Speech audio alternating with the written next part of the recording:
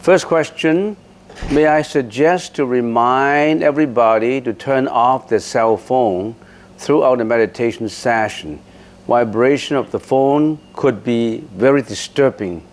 So make sure that when you come for meditation next time, don't just silence it, turn it off.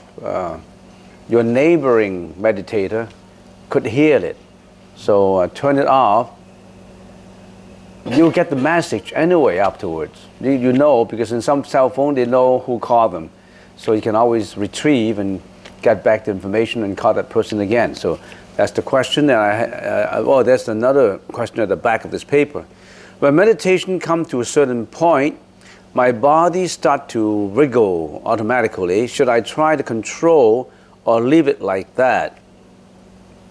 After a certain period of meditation, many phenomena may come out. Phenomena that are inconceivable. When I say inconceivable, you couldn't think of. Before you meditate, you couldn't think of, oh, there's such a thing that happened to me. There's so many that is immeasurable, inconceivable phenomena that you may experience after you have arrived at a point that is not a beginner's point. In other words, if you just come for a session, 1 or 2 sessions of meditation, you wouldn't get that. Probably after 3-4 years, or to some people, it may be after 1 or 2 months. It depends on whether that person has cultivated meditation in his or previous life. So maybe in your previous life, you have learned meditation. You have seeds of meditation in your alaya consciousness, the hidden consciousness, the banking consciousness. And when you come to this life, those seeds are wriggling also. The seeds are trying to sprout.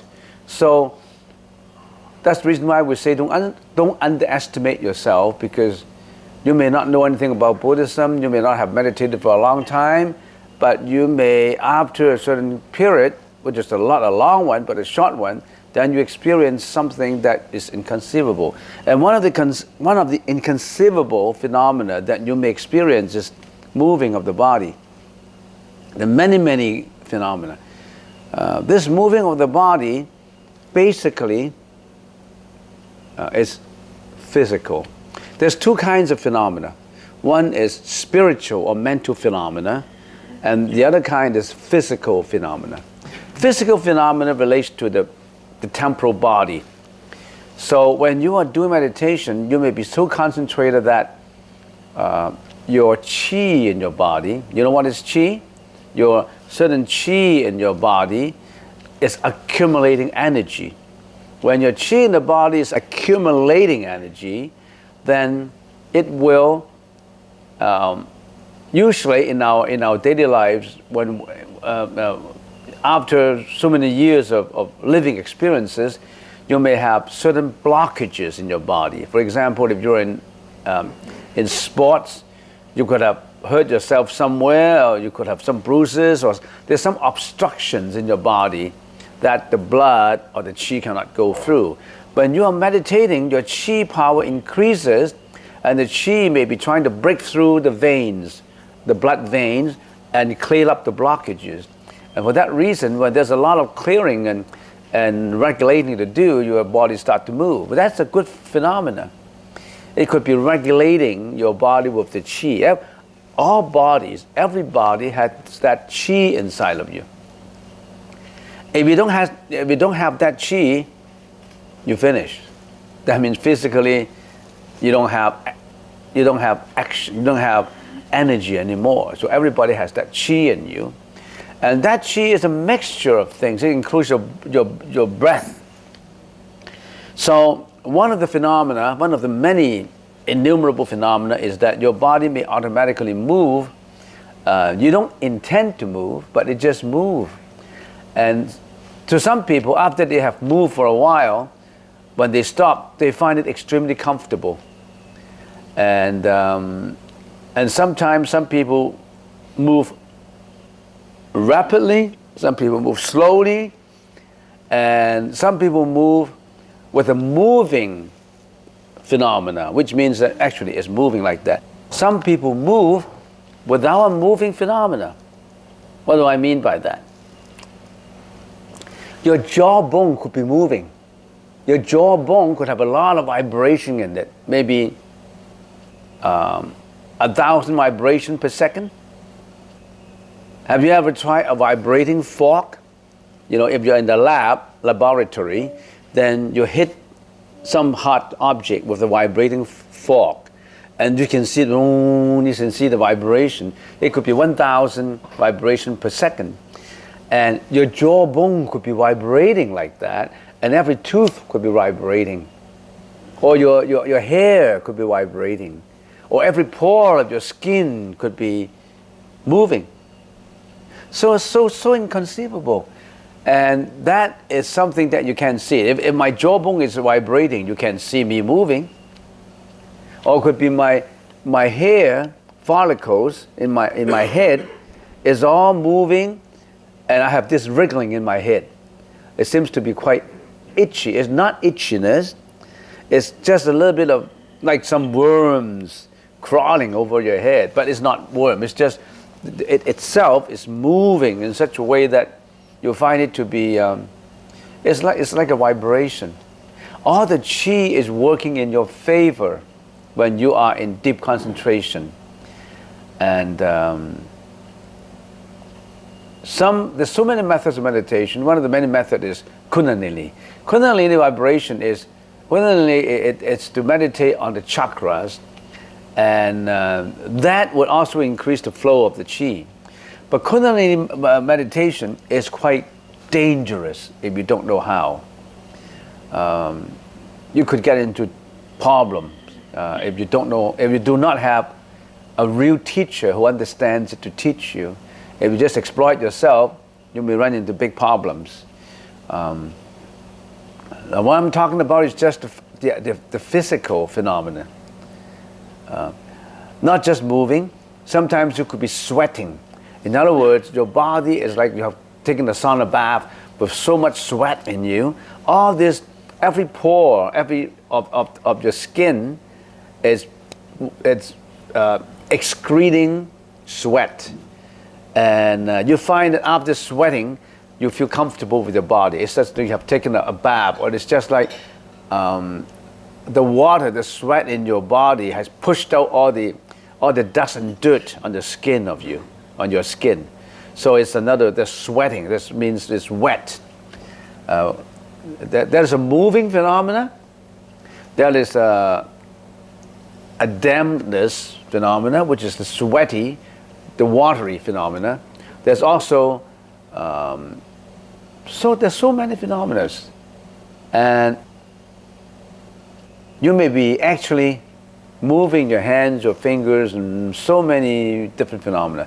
That is the physical side. On the mental side, if you get deeper and deeper in your meditation, you may experience the spiritual or the mental. If I would like to describe it, it could be an upheaval for you. If you suffer, for example, from a depression, and if you really get into concentration, your feeling could be exaggerated. You may have more depression because it expressed all those emotions in you, and so that it drives you to understand it more. So we get scared. How come before I meditate, I have depression? Now I've meditated, I have more depression. It's just like revealing all these things for you, so that you can look at it. It's just like the garbage in the garbage tank. Your meditation has helped to open up the cover, and that's the time you have to clear it out. You didn't see it properly. It was all hidden in the garbage tank. But now your meditation has come to a point that the door is open for you, and that's the time when you should see, oh, this is just a phenomena. If I feel totally depressed, I should not, because right now it clears it up for me. I usually feel down, extremely self-denial.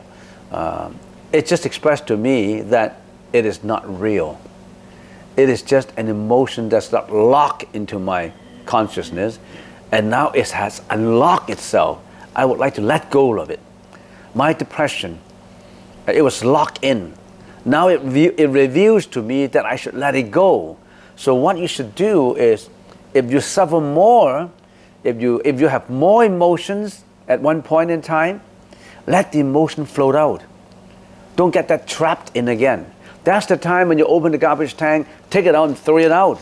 It's dirtier though, because the emotion in you has been covered up by the cover. Now it has opened, it's stinkier than before, it is more exaggerated than before, it's more obvious than before. You get scared. Oh, how come I become more jealous? How come I become more aggressive? How come I become more self-denial? How come I want to take my own life? How come I want to commit suicide? How come?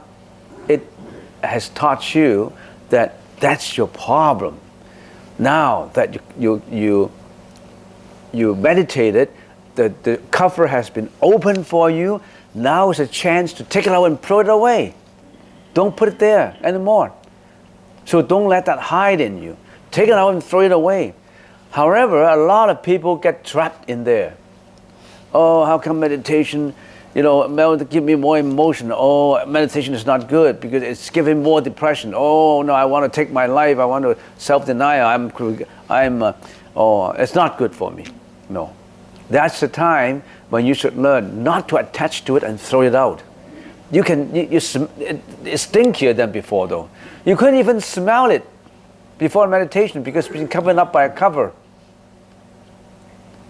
That covers is a camouflage for your emotions. Now it's been revealed. And your job is not to let it fool you, not to let it stop you, not to let it pull you into the garbage tank.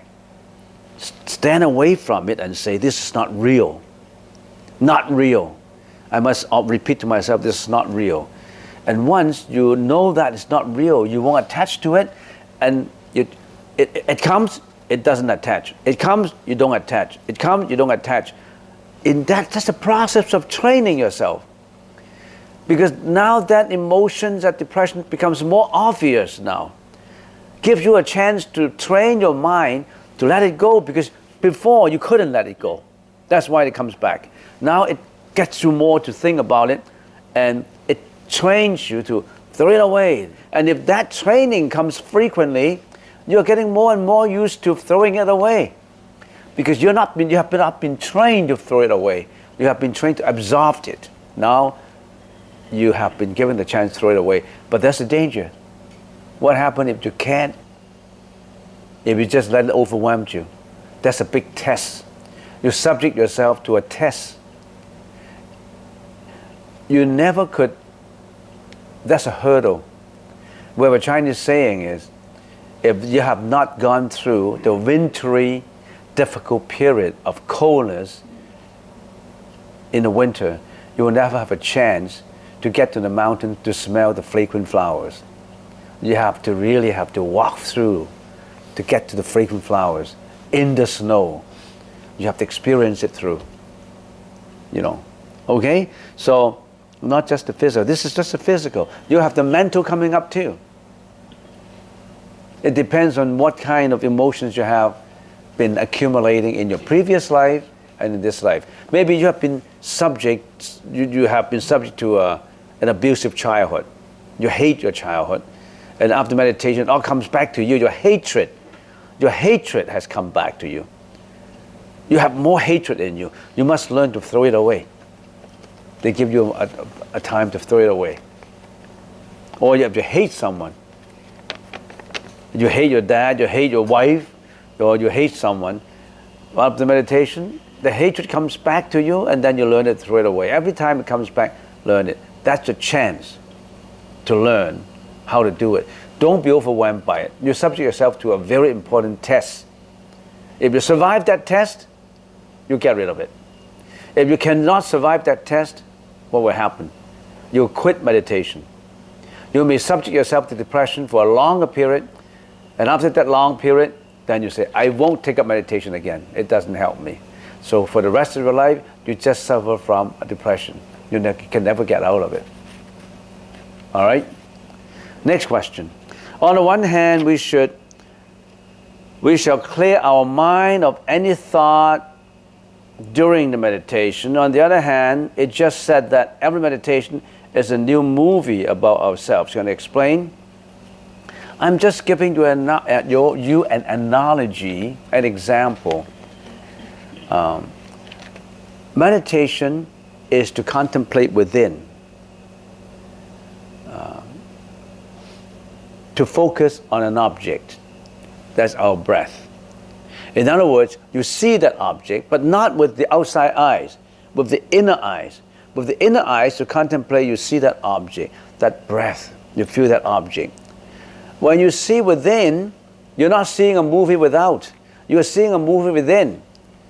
When you see a movie in a theater house or in YouTube or TV, you're seeing with your naked eyes on the outside. And when you see the outside, there's a lot of objects that attract you. Objects that will arouse your sexuality, an object that would arouse your greediness, your hatred, your anger, your disappointment. All these would attract you. And you will interact accordingly with emotions, because that's what you are made up of. That's your habit. You habitually, you have been doing that. You're being led away by objects. You've been led away by fame, reputation, money, acquisition for more, desires. That's what you have. But right now you are contemplating within your inner movie. That movie is the breath. That's what I mean. That's an analogy. That's the breath. Watching your breath is different from it's more valuable than watching a movie. You know why? Because watching a movie, you have numerous objects that would create feelings and emotions that will overwhelm you. But contemplating, watching your own breath, give you the focus, give you the training to get rid of all these innumerable desires. You are the master of your own thought. Previously, you are not the master of your own thought. Your thought is being carried away by outer objects. Greediness, hatred, anxiety, fear, disappointment, depression. You're creating all this by outer environments. But now you're contemplating within, training yourself not to be attracted by all these. So that movie is the most valuable, because you experience that when that movie, that inner contemplation would lead you to enlightenment, because you're cutting off all these innumerable objects with just one object to give you the focus. And once you train your mind in such a way that you're the master of your own mind, then you master that mind to go to nirvana. So this is just the first step. The breath is just the first step. There's another step that leads you forward. That first step is to train yourself with all the basic training. You master your own mind. Now you are not the master of your own mind. You may think that you control your mind. You are not. If you can control your mind, you will not get angry, you will not get jealousy, you will not have depression, emotions, desires, oh, you name it. You're not the master of your mind. You're being led away from objects outside. You may not know it. You've been habitually doing that for many, many lives. You think that loving your husband or your wife is normal. But actually you're serving a debt. You are balancing a karma that's been created in previous life. And you continue to attach to that relationship. If your wife betrays you, then you were so down, you were so sorrowful, and you get into that emotion again. You always think that love is good, but love is the problem. Do you know? Oh, we have gone into that already. So, love is a problem. But ordinary people say love is a many splendid thing. Yeah. Think about it. Think about it. Last question. Can you kindly talk a little more about karma from previous life, like how husband and wife, parents and children, how they come to this life to pay debts and get debts? What is the third and fourth? Yeah. Usually, some high-level monks summarize husband-wife relationship, father and son, daughters, family relationships. Usually, they generalize by putting it into four categories. One is two categories related to monetary, money, debts. Another category is related to love or emotions. Let's talk about the monetary, the money first. The relationship could be just debts. You owe him something and he owe you something. In kinds, in money. So if John in your previous life, if you owe John some money in previous life, say $1 million, that's for example, $1 million. You didn't pay for that. You got away with it. Somehow you changed the contract, or somehow John wanted you to return the money. They say, okay, I don't have any money for you, you can sue me, and John is ready to sue you because he hates you not paying back the money to him. But before he got to sue you, he died.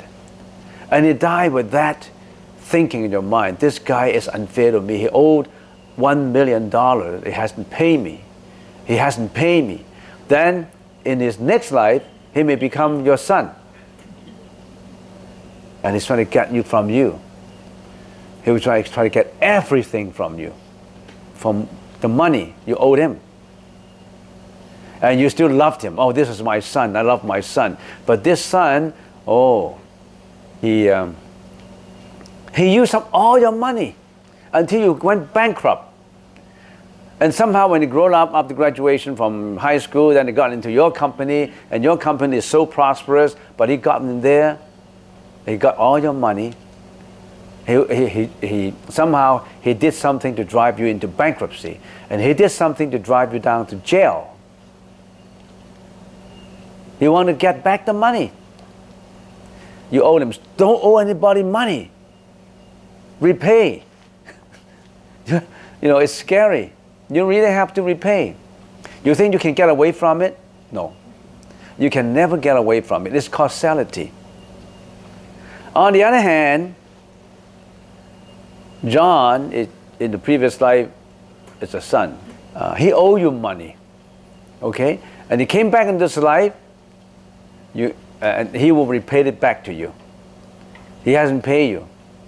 He would serve you so well. He would help you in your business. He would repay everything to you. Or even if you are poor, he may give you all the money that you want. Some sons and daughters are really very responsible. Really love their dad, that they want to pay everything for their dad. They pay you everything. They repay the money to you. That's on the monetary side. And how about on the emotion side, the love side? You owe him the emotion, the love. You betrayed him in his last life. In this life, he betrayed you. You had a third affair, you have a second affair, you have a concubine, or you have, all these, and he's going to get even with you. So it's all either emotional or physical. That it's just like if you're an accountant, you should know what I mean. It's just balancing your general ledger. It's either debit or credit. You have to balance out the debit or credit. So how come your son treats you so well? Because he comes back to repay you. How come your son treats you so horribly? How come your wife betrayed you? How come your husband betrayed you? He came back to get it from you because you did the same thing to him before. Okay? So, any more questions? I answer all the questions in brief, yes? You mentioned that it could be dangerous. Yeah. Why could it be dangerous, and what are the dangers? Oh, Kundalini is a method that they concentrate on the chakras, and it's dangerous in such a way that the force that comes back is not gradual. So in other words, there are some practice in anything, there's either gradual or sudden. Gradual, it comes gradually. So when you're learning something, you're learning from lesson 1, 2, 3, 4, gradually you're taking the pace. It's just like in a sport, some mentor can help you. Okay, first you have to warm up first. And then you do this exercise. First you have to run a mile, and then 2 miles, 3 miles, 4 miles. Gradually, take it up gradually. And then all these effects will not come to you so suddenly. Whereas Kundalini is something that is so fast. When it starts, using the same example, he wants to run 5 miles, 10 miles. It's more effective. If you can stand it, you'll be you get it, you learn it faster. But then, if you're not used to it, it may drive you crazy. There is so much tension in it. And it depends on your previous life experience too. If your previous life experience has not been learning meditation, if you take up Kundalini in this life, that means you haven't got that experience before and you've been driven to run 5 miles. You go crazy. You may kill yourself because you don't have that experience before. Whereas if you're learning this gradually, it does not matter what they've experienced before. You're taking it up gradually, then you learn it bit by bit. So which one is better? Do I mean that Kundalini is no good? No, it depends on what you did in your previous life. It could be good for you if you were an experienced meditator in your previous life. This is just a catalyst for putting you up to that destination.